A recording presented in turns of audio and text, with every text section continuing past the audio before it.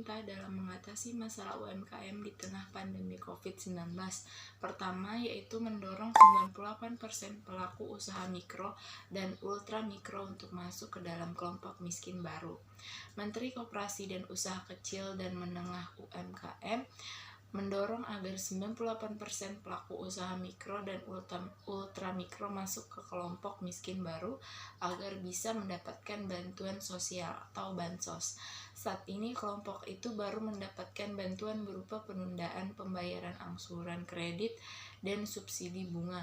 Adapun kelompok usaha mikro dan ultra mikro yang tidak memiliki kredit belum mendapatkan bantuan dari pemerintah. Yang kedua yaitu penundaan cicilan dan bunganya hingga 6 bulan.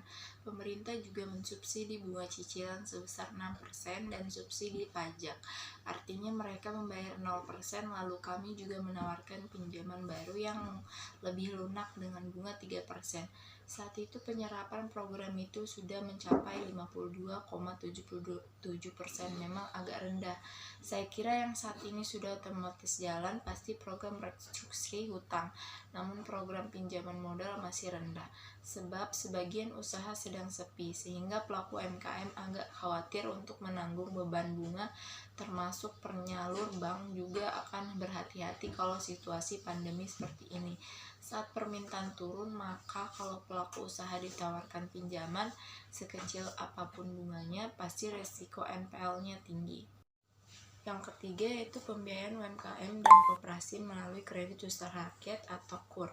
Melalui KUR, pelaku UMKM memperoleh akses kredit yang dapat digunakan sebagai modal untuk memulai usaha dan membuka usaha baru dan juga mengembangkan usaha sehingga semakin produktif. Pada dasarnya, KUR merupakan kredit pembiayaan usaha tanpa angsuran karena yang menjadi angsuran pokok KUR adalah kelayakan usaha dan usaha itu sendiri. Namun anggaran tambahan dalam pelaksanaan KUR, perbankan memiliki peraturan yang sangat penting, yaitu sebagai penerima jaminan yang berfungsi menyalurkan kredit kepada UMKM dan koperasi dengan menggunakan dana internal masing-masing. Bank menjadi pihak yang terhubung langsung dengan masyarakat yang membutuhkan kredit permodalan. Keempat, mendorong agar belanja pemerintah diprioritaskan bagi produk UMKM. Pemerintah berpihak pada sektor UMKM dengan mewajibkan seluruh anggota untuk dapat membeli produk dan jasa dari UMKM. Kebijakan ini tertuang dalam Undang-Undang Cipta Kerja yang baru saja disahkan oleh DPR. Saat ini pemerintah tengah menyusun aturan turunnya agar pelaksanaan ada dasar hukum yang jelas.